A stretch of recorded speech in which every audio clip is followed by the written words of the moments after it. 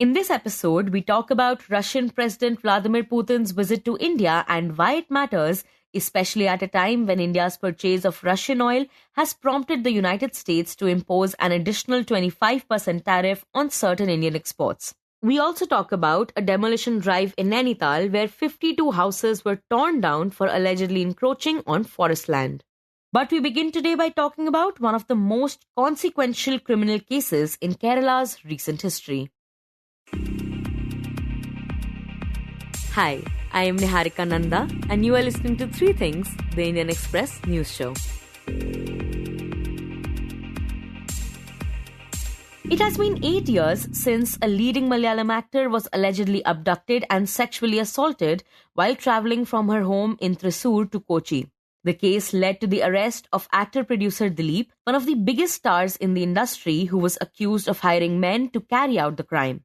And this week, a sessions court in Ernakulam delivered its verdict acquitting Dileep of all charges while convicting 6 other accused for rape, conspiracy and related offences.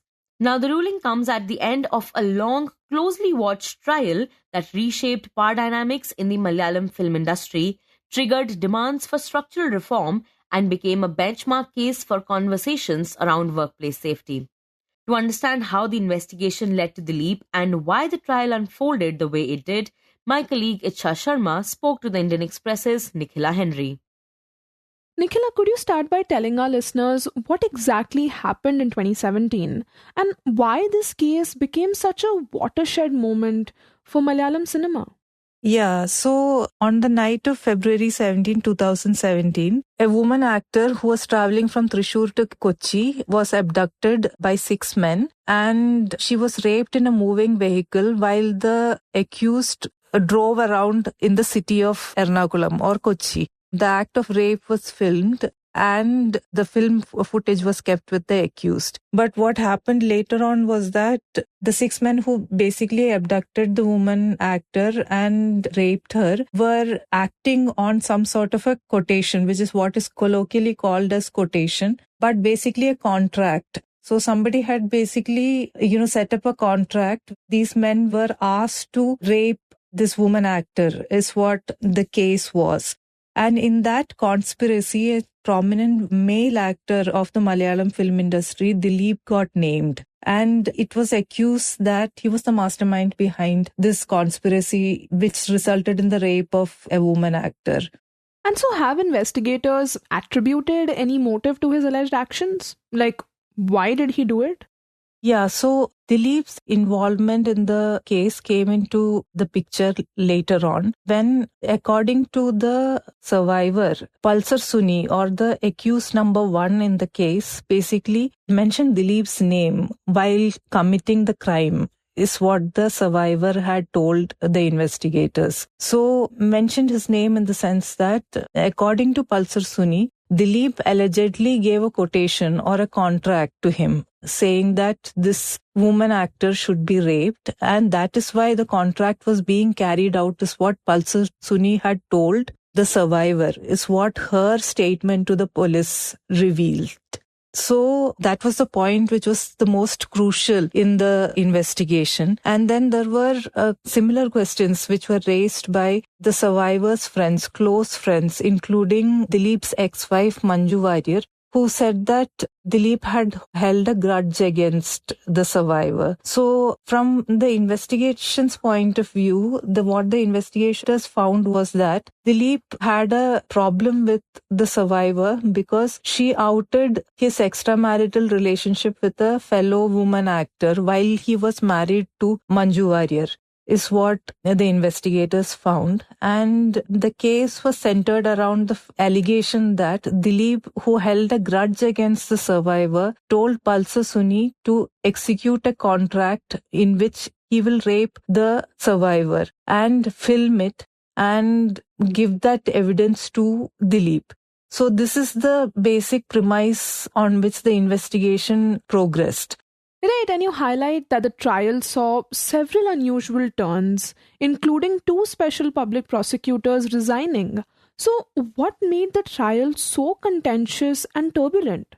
So, when the trial started in 2019, a judge called Hani M. Varghese was appointed to the Additional Special Sessions Court, Ernakulam, and the trial began on January 30th, 2020. So there were two parts to the whole case. One was that an act of rape was committed, and the second was that, there was a conspiracy behind the rape. So during the course of the trial, what happened was that Judge Hani M. Varghese was appointed because the survivor asked for a woman judge to hear her case, But once this woman judge was appointed to the Additional Special Sessions Court of Ernakulam, there were several allegations, especially from the survivor, who pleaded before higher courts that, especially the High Court and Supreme Court, that the judge was biased against her. Then what happened was that during the course of this trial, several witnesses who had testified against Dileep turned hostile and they recanted their version of events. This included one of the survivor's close friends. It included, some prominent film personalities in Malayalam film industry. So the prosecution's case kind of weakened, it seemed, when these people were basically recanting their statement against Dileep. Right, and it was during the course of the trial that it was revealed that a memory card, which was in the custody of the court, was accessed illegally. And this was a shocking development. So talk about how it became a critical point in the case, and also what did the memory card contain?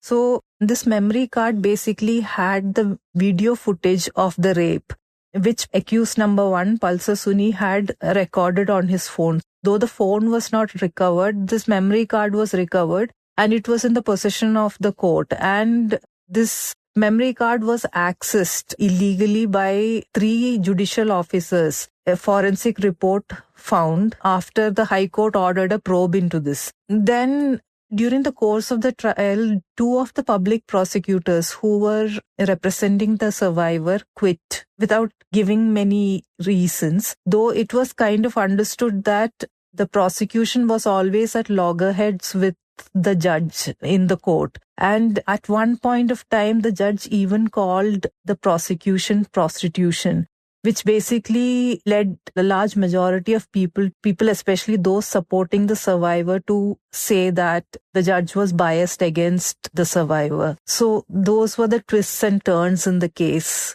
And Nikhila, speaking about the survivor, do we know how she navigated these 8 years? Yeah, so the survivor's identity was kept undisclosed for quite a long time, though especially in the media circles, it was quite known who it was. But later on, the survivor came out and spoke about her ordeal in public in a media interview. She said that it is during the course of the trial that she turned from a victim to a survivor, is what she said. And it was a very powerful statement. So this woman actor's experience, was not just one of getting raped, but it was also about some sort of social boycott within the film industry. So soon after the crime was reported, the actor wanted the ouster of Dileep from a very powerful film body called AMMA, that is Association of Malayalam Movie Artists. But this ouster was not possible because several bigwigs in the film industry felt that Dileep should not be ousted from such a powerful body. Finally, when Dileep was ousted from the body, it was after a lot of fight which fellow women actors, including Rima Kallingal, Parvati Tiruvothu, Revati, and directors like Anjali Menon had all put in, a lot of effort to say that the accused in a crime cannot be part of a very powerful film body. So today, when I spoke to Beena Paul, who's an editor, a senior editor in the Malayalam film industry, she said that it was the grit of the survivor which made a lot of things, including gender justice, possible within the Malayalam film industry. By which she meant that WCC, or the Women in Cinema Collective, came into existence only because of the grit of the survivor. And lastly, Nikhila, you just mentioned the Women in Cinema Collective. So talk about how has the case triggered this, this wider reckoning within the Malayalam film industry? Yeah, so a lot of gender-related questions came out in the fore soon after this gruesome incident of rape.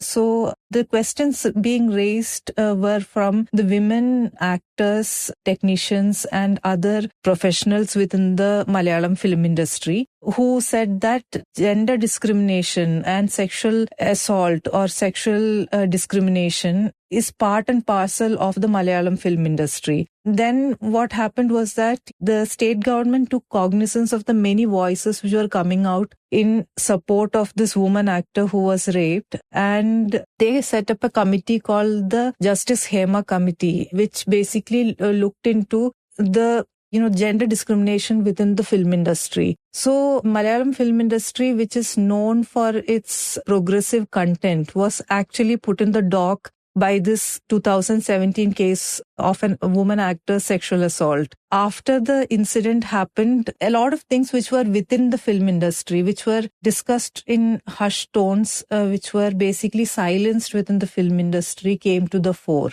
And it led to a churning which resulted in the formation of something called the WCC, or the Women in Cinema Collective, which is a collective of women artists and technicians, together. So a lot of progressive gender-related questions came out during that particular time, and that's why it's a watershed moment for the film industry.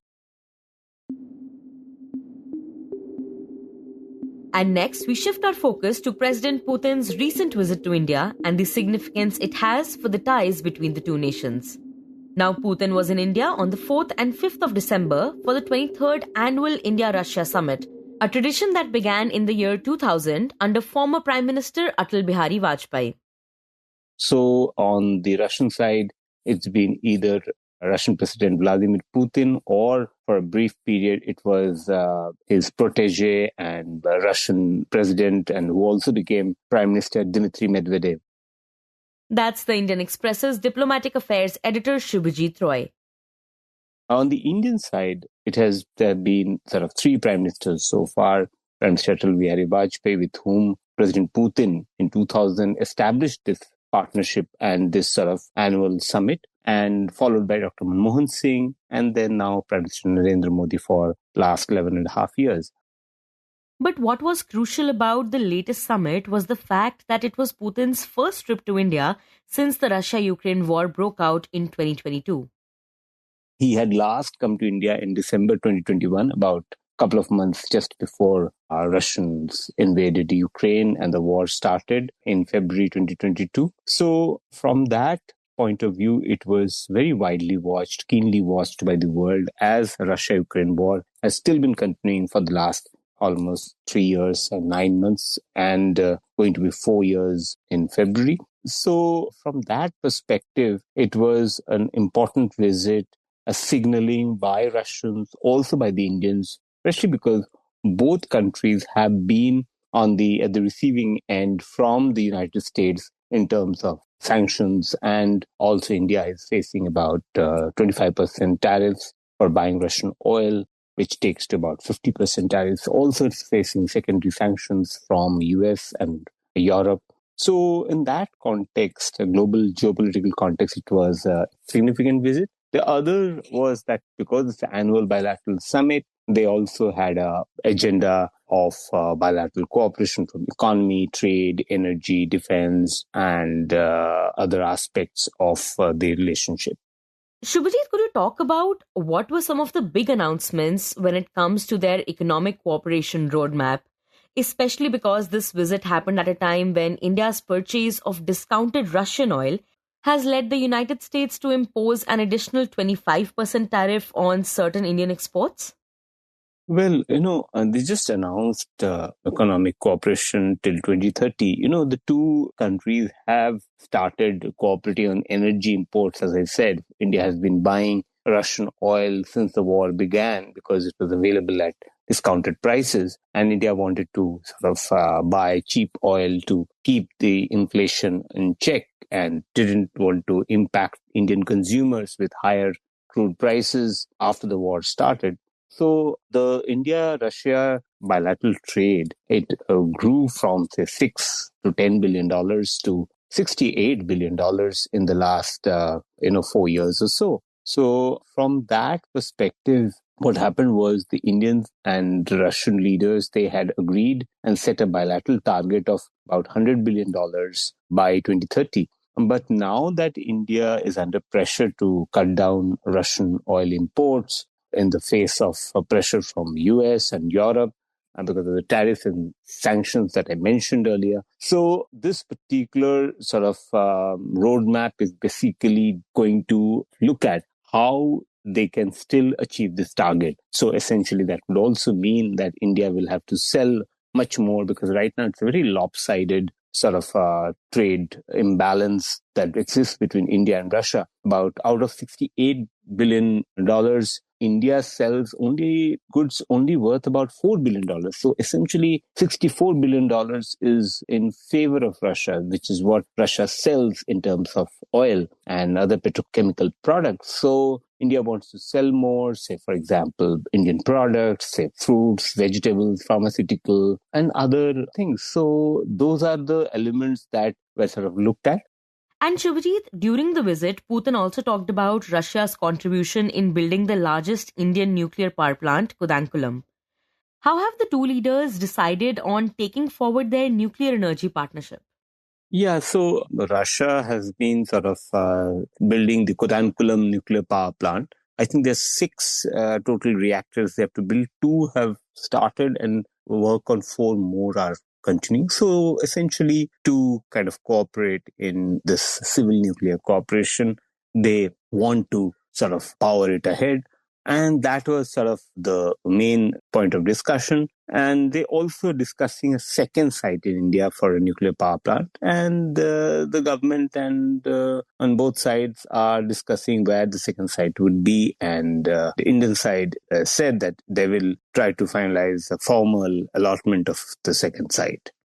And as far as the bilateral relations between the two countries are concerned, what are some other areas where we can see India and Russia joining hands? So India and Russia signed a labor mobility pact, which is essentially sort of India has a lot of skilled and semi-skilled labor, which Russians might need. So they are, looking at how they can sort of fill in the gaps in, say, construction sector, hospitality sector, healthcare, these areas, and other areas where Russia might need skilled labor. So they signed this labor mobility pact. Apart from that, a couple of things were India announced a 30-day free tourist visa for Russian nationals, both for individuals as well as for group tourists. Essentially, Russian tourist groups are come to India, say to Goa or other parts of India for tourism. So that, and also they sort of pledged to work towards an early conclusion of a free trade agreement with the Eurasian Economic Union. So these were the major highlights of the visit in terms of bilateral outcomes, and we'll see how they take forward. And Shubhajit, given that the Russia-Ukraine war is still going on, was this issue addressed during the meeting? And also, what has been New Delhi's stance on it? So India has sort of maintained that dialogue and diplomacy is needed to end the war between Russia and Ukraine. The Indian Prime Minister has earlier told President Putin that this is not the era of war. He's also said when he traveled to Russia last year in July, he said that solutions can't be found in the battlefield. And this time he told sort of Putin that India is not neutral and India is on the side of peace. It's a similar framing which India or the Prime Minister made when he spoke to Zelensky in August last year when he traveled to Kyiv. So India has maintained that. So it's a diplomatic tightrope walk that we are seeing right now. And we'll have to see how India navigates this particular issue, because India is under tremendous pressure from its Western partners with whom it enjoys and has developed a robust strategic, economic and political security partnership over the last couple of decades. And it doesn't want to lose out on that partnership as well. And while keeping its sort of partnership with, especially on defense, with Russia intact. So India's best bet is to have Russia in their corner, especially in a sort of conflict situation with China. It wouldn't want Russia to kind of take China's side because it depends on Russia for its defense equipment. So it is in a catch-22 situation. So India's best bet is to be friends with both Russia and the West in order to counter China's belligerence in the region, in its neighborhood, as well as along its borders. Right, and now we understand that New Delhi is also planning to have Ukrainian President Vladimir Zelensky over for a visit. So, how do we see that going, especially in light of Putin's recent visit? Yeah, we saw that, after Putin's visit, India sort of is discussing a possible visit by President Zelensky to India. It will be the first visit by President Zelensky to India, and not just, him, but also his previous presidents. The last Ukrainian president who came to India was in 2012. So the Indian side is right now trying to navigate the same diplomatic tightrope walk and balance between Russia and Ukraine by staying engaged with both sides. And it has said that it is willing to contribute in any way in the peace efforts that are being shepherded and piloted by US President Donald Trump.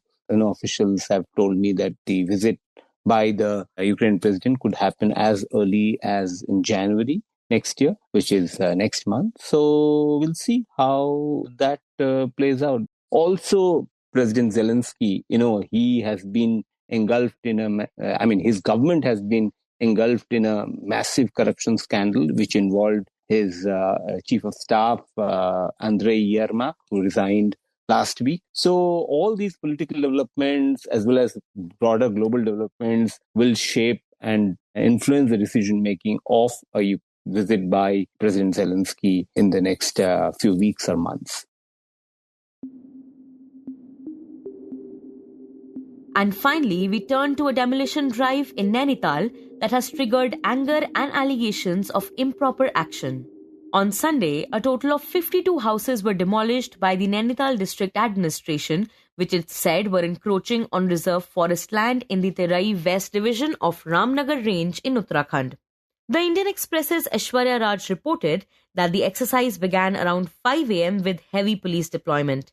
Several residents, including women, said they were detained and taken to police stations as far as 30 kilometers away. According to Prashant Arya, the divisional forest officer of Terai West, residents had been issued notices and multiple hearings were conducted. He said the administration had given them ample time to prove ownership. This patch of land, he said, is part of a 200-hectare stretch of forest land that has been encroached upon, and that Sunday's action cleared 25 hectares. The entry of the media and general public was restricted during the exercise. At least 170 households have been served with eviction orders. Of these, around 40 approached the High Court seeking a stay. Arya said the administration cleared only those properties where relief had not been granted. However, several residents and activists dispute this claim. Some of those detained said that even properties protected under the court's stay order were demolished. Deepak Tiwari, one of the 17 detained, said his family had High Court protection from eviction, but action was still taken on his land. When he showed officers the order, he was told that the stay applied only to the houses and not to the surrounding land. Later, according to him, garbage was dumped over their agricultural land. While Arya had said several structures in the area were built only in the last 15 years, several people have disputed this. Tiwari, for instance, says his family has lived in the area since 1967. Meanwhile, local lawyer Prabhat Dhyani says the stay order covered all land, not just houses, and the demolitions were illegal because claims under the Forest Rights Act have not been settled yet. It is key to note that Nainital District Administration has earmarked 200 hectares where 700 families live as forest land. Talking about the drive, Nainital police said that the exercise was in line with the Chief Minister's vision of an encroachment-free Uttarakhand and action addressing demographic change. You were listening to 3 Things by the Indian Express. Today's episode was edited and mixed by Suresh Pawar and produced by Ichha Sharma, Shashank Bhargav and me, Niharika Nanda. If you like the show, then do subscribe to us wherever you get your podcasts. You can also recommend the show to someone you think will like it. Share it with a friend or someone in your family. It's the best way for people to get to know about us. You can also tweet us at Express Podcast and write to us at podcasts@indianexpress.com.